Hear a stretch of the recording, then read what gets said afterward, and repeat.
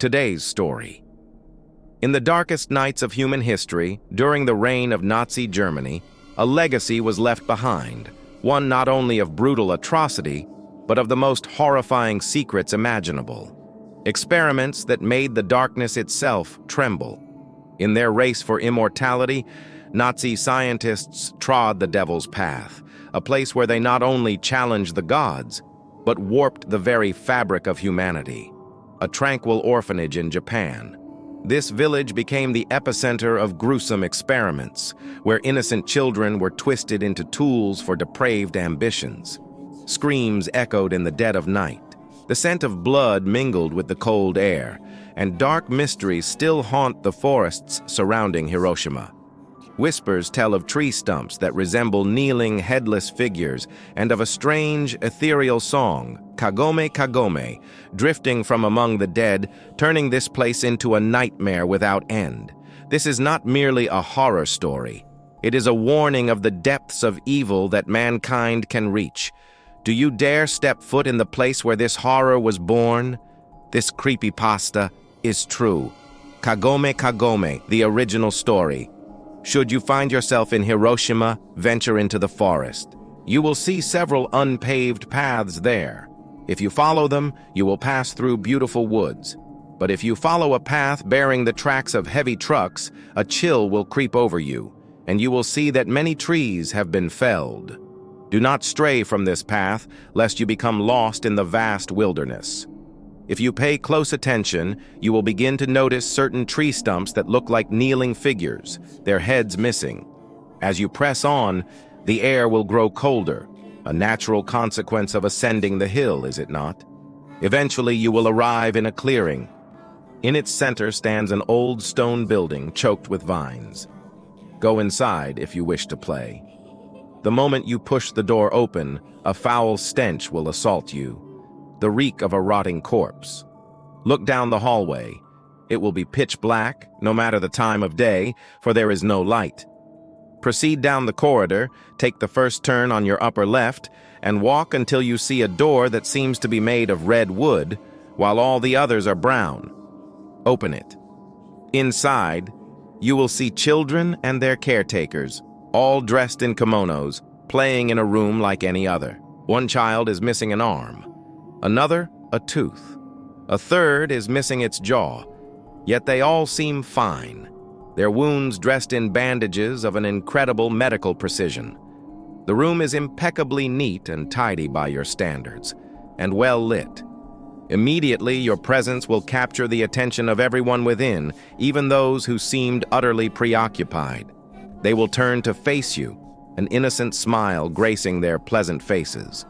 The head caretaker, in all her beauty, will ask, "Would you care to play with us?" If you say no, the door will slam shut in your face. You can try to retreat the way you came, but you will only find another dark hallway. Open any of the brown doors, and you will discover operating tables or a simple floor bed. If you continue down the third hallway, you will notice a girl standing a few meters away, her face shrouded in shadow. Approach her and await your fate. Or you can continue down the hall and pray you can outrun her. If, however, you say yes, you will be welcomed into the room. The door will close behind you, and everyone will form a circle around you. "Now sit down and do not flinch," a cheerful voice will say. Simply follow these instructions, and you might survive. All light will vanish from the room, yet you will still be able to see the circle of children. Each one will wear a ferocious expression, so contorted that you might leap back in shock. But if you can bear it, they will begin to slowly rotate around you. You may feel one of them lunge toward you, but if you look, there will be nothing but the children, circling as before. If that is not enough, they will begin to sing, Kagome Kagome. I can explain no further. No one who has reached this point has ever survived to tell the tale. If you flinch before they begin their song, they will simply continue their circle, as if nothing happened. If you say anything other than yes or no to the head caretaker, It is said the children's faces will twist in horror and they will unleash inhuman shrieks. Decide and decide quickly.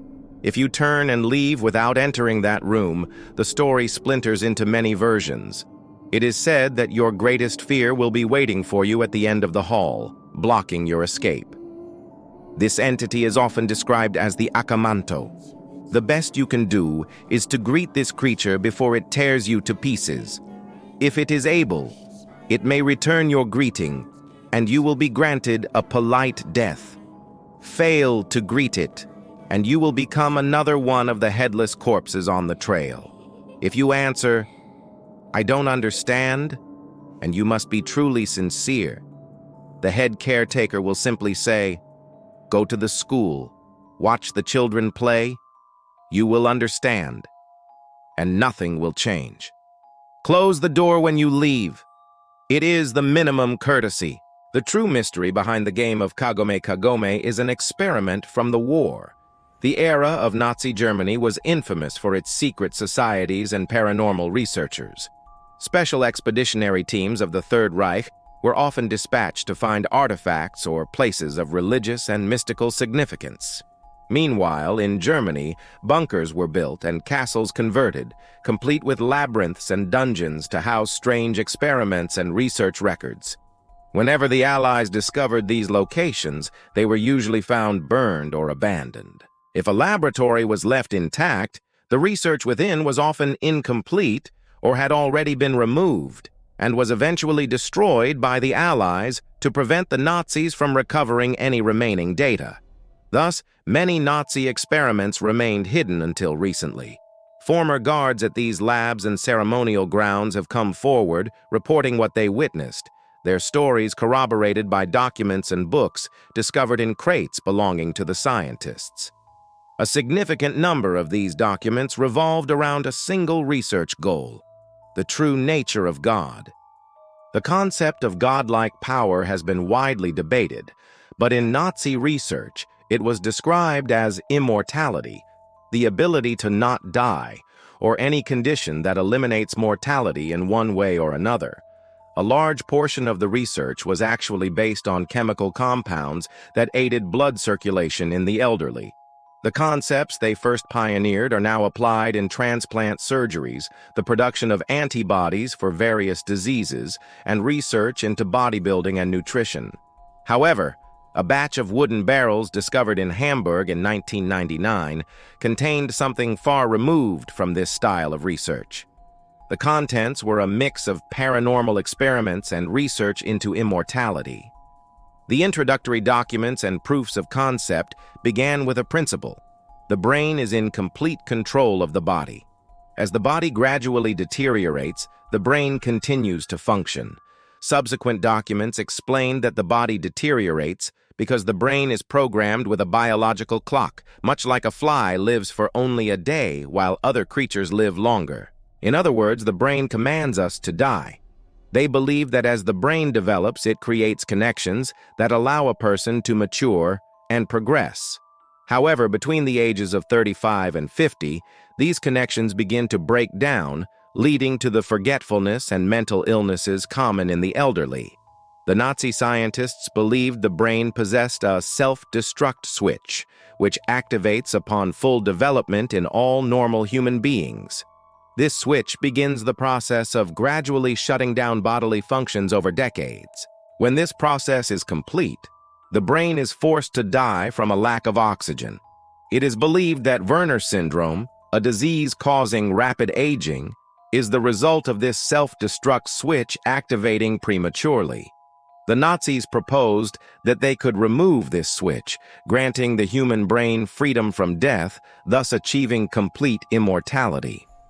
The initial experiments were proposed to the Nazi leadership in 1940 and approved for execution in 1942 on the condition that they be conducted far from the eyes of the German leadership and its people. The scientists were not surprised by these concerns, but conducting the research outside of German territory was unusual. Nevertheless, the scientists complied and made an agreement with their ally, Japan. In late 1942, the research began.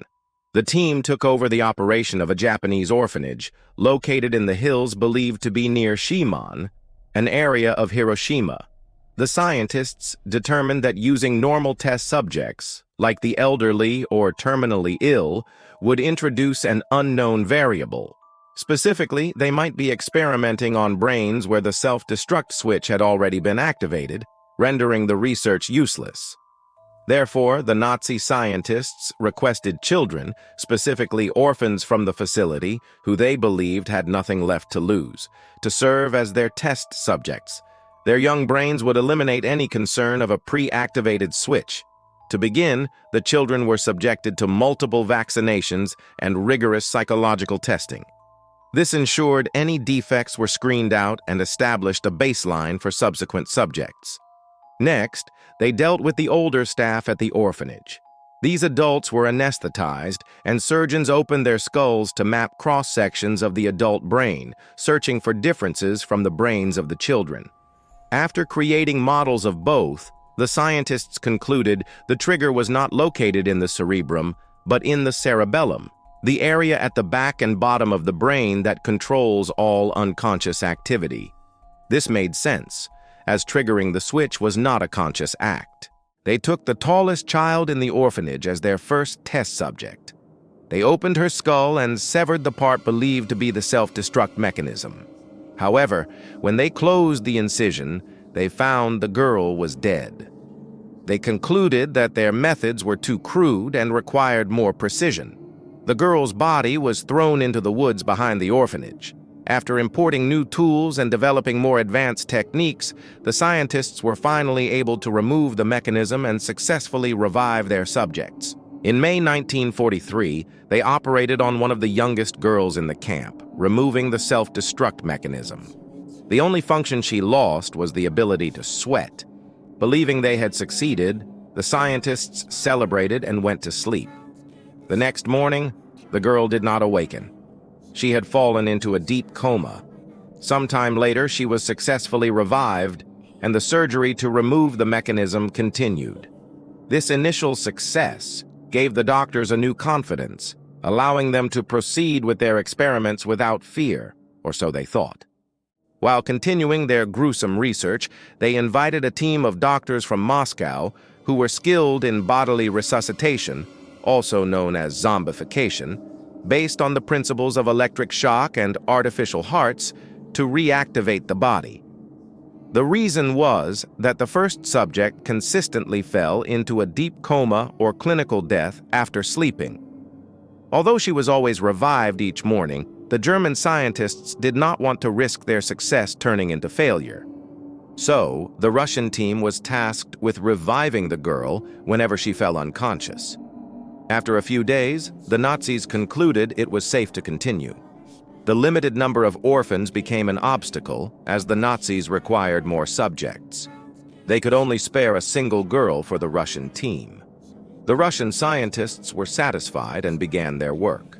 They crafted an artificial arm in Moscow, planning to send it to the orphanage to transplant onto the girl to prove that amputation and limb replacement could work. While waiting, the Russian researchers prepared to amputate the girl's right arm. However, mysteriously, not long after, the Russian scientists packed their equipment and vanished. The replacement arm never arrived, and the girl was left with a bandage wrapped around her kimono. Forever.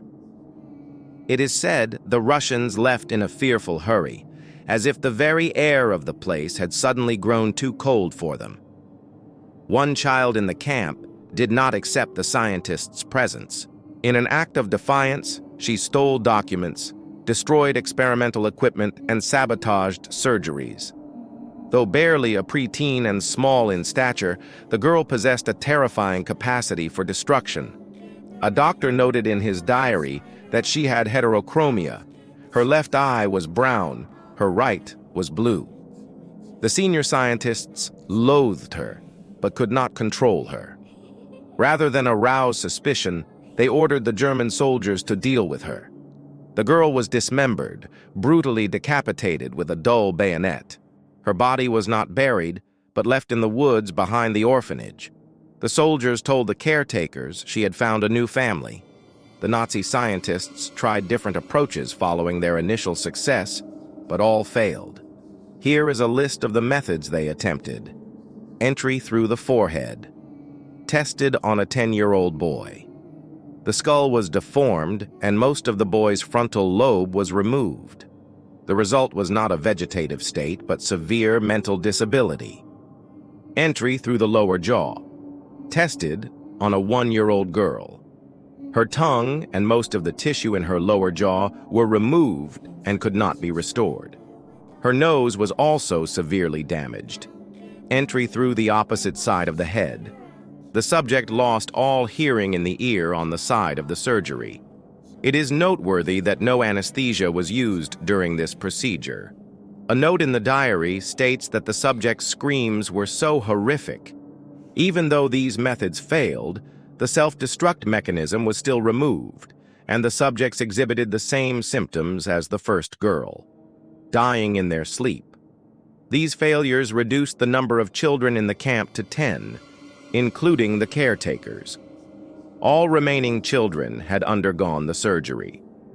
The doctors began to form a new theory. They believed that while the switch was not active in children, in adults, its effects could be reversed using a chemical compound to eliminate the hormone that triggered the process. Then, the switch could be removed. This procedure was eventually performed on all the caretakers. The astonishing thing was, they all survived the experiment. The scientists were tasked with observing the successfully operated on children and monitoring their behavior. Initially, they appeared normal, like any other children, playing, laughing, and studying as usual. But when separated from the group, they seemed unstable. They would wander aimlessly, a lifeless smile fixed on their faces. Their eyes stared straight through you. If you approached them from behind, they would spin around with incredible speed, and for a fleeting moment, you might see an expression of such pure malice it would make you want to cower in fear. But then, you would realize they were just smiling dreamily again. Another thing, they follow us, but only when we are alone. After I finish my work and return to my room, I am often startled to find one of them standing a few meters away, just staring at me. When I enter my room, they follow, and I have to wedge a chair under the doorknob so I can sleep at night. They are like shadows. The strangest thing is, I keep seeing a child with red hair. The next morning, I asked the caretakers who that child was. They said there hadn't been a child with red hair there in a very long time. They also seemed to play a certain game more often since we started the experiments. I don't know much Japanese, but one of the translators told me the game is called Kagome Kagome, around you, around you. A group of children forms a circle around one child sitting in the middle. The group holds hands and begins to circle the child, making frightening faces and singing a song. If you flinch, you lose. When you speak to them, you notice they become dreamy. Their minds go blank, as if the experiment has erased all their memories and their capacity for reason. But this dreaminess is not harmless. There is something terrifying about it. They look at you with wide eyes and ask questions you'd never imagine they could know. A child asked me about his grandmother and whether she had really left him a gold-plated watch. And strangely, my honest answer was, yes. The thing to note is that the child who rebelled against the scientists was said to have had red hair. By early 1945, Hiroshima was bombed, Germany surrendered, and the experiments were halted. The German scientists began to pack their equipment. Most of them returned home, citing mental health concerns, claiming they were showing signs of insanity. Only 4 scientists remained. After sending off the last of the equipment, the scientists felt it necessary to inform the caretakers they were leaving. They did so. And to the horror of one scientist and the astonishment of the others, the head caretaker said, in fluent German, "Would you like to play one last game with us?" 3 of the scientists agreed. A circle of children and caretakers formed around them. Now, if you flinch, you lose. The 4th scientist, terrified, ran to the truck and jumped in, never looking back. And that is where the entire creepypasta story of Kagome Kagome comes to an end. Oh my God! I swear to you guys, when you read this genre, you never know what's real and what's fake, and whether the Nazis actually did experiments like this. Because if they did, it would be too horrible to comprehend. Truly. This is similar to the story of the Russian sleep experiment, meaning we can likely never verify its authenticity. But who knows? Perhaps in the darkest secrets of humanity, these things really did happen. What do you think of this story? Are there any other creepy stories you want to hear? Leave a comment below the video. And don't forget to like, share, and subscribe to Horror Island to watch the best stories.